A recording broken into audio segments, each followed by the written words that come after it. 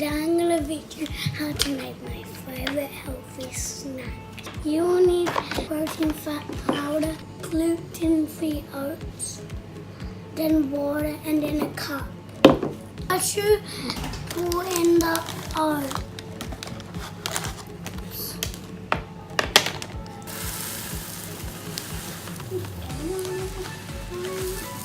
Then you add your protein powder. Only 1 scoop. You fill the cup with water. Finish. Just slide those in. Then you taste it. That is so easy.